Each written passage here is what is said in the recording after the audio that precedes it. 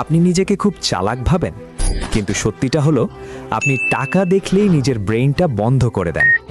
হ্যাঁ, কষ্ট লাগছে, লাগবেই, কারণ এই জায়গাটাতেই আপনি বারবার ধরা খাচ্ছেন।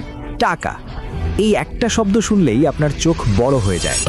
আর কেউ যদি বলে বসে বসে ইনকাম, তখন তো আপনার লজিক, বুদ্ধি সব গায়েব। কিন্তু একটা প্রশ্ন, আপনি কি সত্যি ইনকাম করতে চান, নাকি শুধু শর্টকাটে বড়লোক হওয়ার স্বপ্ন দেখেন?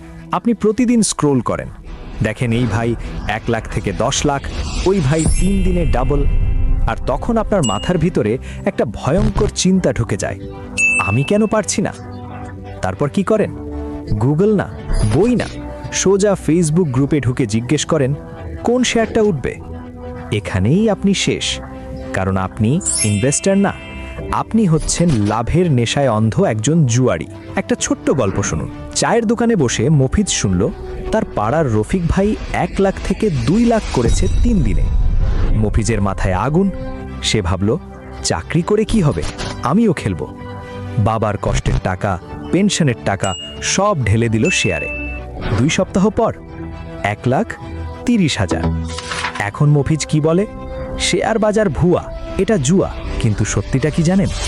মফিজ ইনভেস্ট করেনি, সে অন্ধ হয়ে লটারি খেলেছে। পয়েন্ট 1, হুজুগ ইনভেস্টর সিনড্রোম। রাকিব প্রতিদিন দেখে এই শেয়ার উঠছে, ওইটা উঠছে, সে না